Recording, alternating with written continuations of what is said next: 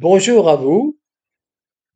Nous sommes aujourd'hui le samedi 29 juin 2024 et il est 1h19.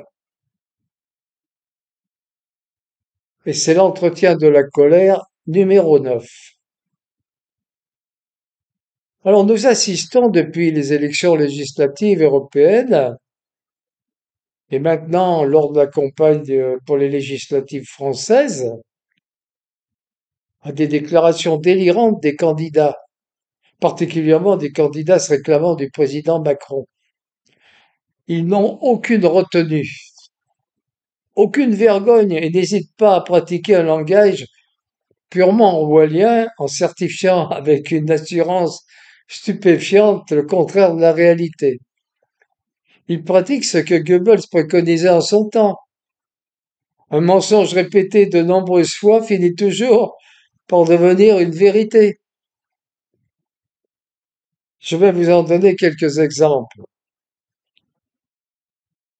L'affirmation selon laquelle ils auraient réussi à faire une France forte dans une Europe souveraine est totalement fausse à tous égards. La France n'a jamais été aussi faible, tant politiquement qu'économiquement. Tous les indicateurs économiques sont au rouge. Et notre situation sur le plan de l'influence extérieure est dramatique. Nous avons perdu tous les liens amicaux et économiques qui nous reliaient à nos anciennes colonies. Et nous sommes en train de perdre tout ce qui nous permettait de penser que nos territoires d'outre-mer pouvaient encore être français. Par ailleurs, parler d'Europe souveraine, c'est vraiment nous prendre pour des imbéciles. Car s'il y a un continent vassal des États-Unis, c'est bien l'Europe occidentale. Il faut tout de même être particulièrement vol et asservi pour assister sans broncher à la destruction des sources d'énergie fondamentales pour l'Europe sans lever le petit doigt.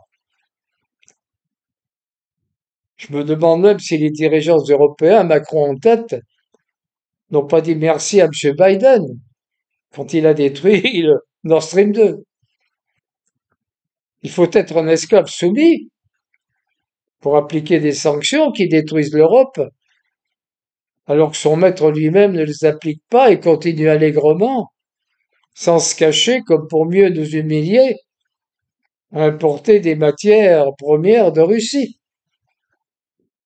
Nous entendons également, dans la bouche de ces clowns grotesques, que le plan de relance aurait permis de sauver les artisans et les entreprises. Quelle outrecuidance et quel mépris de la vérité! Car avancer un tel argument est du même ordre que de dire que la Russie est l'agresseur de l'Ukraine. C'est faire fi de toute l'antériorité de la situation et des événements qui ont précédé.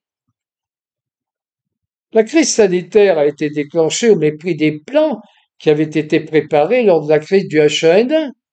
Il n'était surtout pas question de confinement. Tous les experts de cette époque s'accordaient pour dire qu'il ne fallait pas confiner et que les mesures à prendre étaient de laisser les médecins soigner les gens et de tester les malades symptomatiques. C'est le contraire qui a été fait. Et le plan de relance n'était qu'un cautère sur une jambe de bois. Le mal était fait, la destruction économique en cours. Je note au passage que la Suède, qui n'a pas confiné, a eu beaucoup moins de malades et de décès que la France, tout en ne détruisant pas son économie. Ces pervers narcissiques parlent également, en redressant fièrement le menton, des nombreuses exploitations agricoles financées grâce à l'Europe. Mais que ne dit-on pas que la France est contributeur net, ce qui veut dire qu'elle donne à l'Europe plus que ce qu'elle en reçoit. Nous sommes créditeurs de plus de 10 milliards d'euros et nous pourrions, sans l'Europe, très facilement soutenir notre agriculture et nos agriculteurs. Pas seulement les grands céréaliers, mais l'agriculture paysanne, qui peut nous donner des produits de qualité, ce qui empêcherait le suicide des paysans, comme nous le constatons maintenant. Je crois qu'il y a environ 2 paysans par jour qui se suicident en France. J'ai aussi entendu, et c'est peut-être le plus terrible propos qui a été dit, que l'Europe faisait baisser les prix de l'énergie. Plus exactement, et je cite, les factures de gaz et d'électricité dans la bouche de Madame Ayer ou Hayez. Alors là, je dois dire, les bras m'en sont tombés. J'ai pensé à tous ces artisans réduits à fermer les volets, à déposer le bilan, à voir le fruit de plusieurs années de travail acharné, avec souvent leur épouse, obligés d'abandonner ce qu'ils avaient créé et fait fructifier. Tout cela par la faute de gens corrompus, irresponsables, à la limite de la folie destructrice, seulement soucieux de sauvegarder leurs avantages et leurs postes bien rémunérés, soucieux par servilité d'appliquer les ordres de leurs maîtres, afin de donner à des sociétés créées uniquement pour cela des profits énormes. Ces sociétés qui ne créent rien sont des parasites qui servent uniquement à blanchir l'argent qu'elles volent et qu'elles distribuent à ceux qui ont imaginé ce système mafieux. D'un fleuron énergétique, EDF, ils ont fait un cadavre en décomposition pour le plus grand bien des États-Unis et de l'Allemagne, qui n'a eu de cesse d'œuvrer pour cela. Malheureusement pour elle, car son grand ami Biden lui a fait une surprise à laquelle vraisemblablement elle ne s'attendait pas. Les États-Unis n'ont pas d'amis, que des intérêts. Il ne faut jamais l'oublier.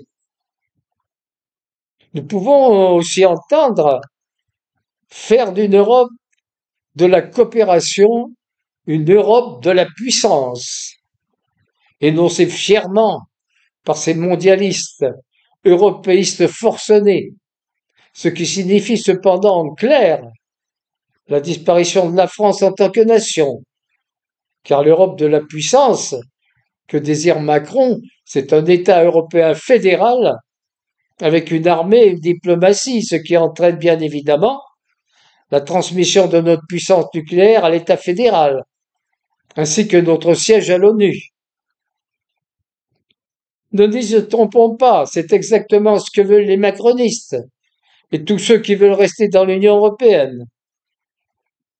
Enfin, nous attendons également les candidats macronistes, mais aussi les autres, qui se glorifient d'avoir aidé l'Ukraine. Car, je cite, si nous ne l'avions pas fait, l'Ukraine serait déjà tombée. Moi, j'aurais plutôt tendance à dire, si nous n'avions pas aidé l'Ukraine, des centaines de milliers d'hommes et de femmes seraient toujours en vie. Merci de m'avoir écouté et à bientôt. J'espère.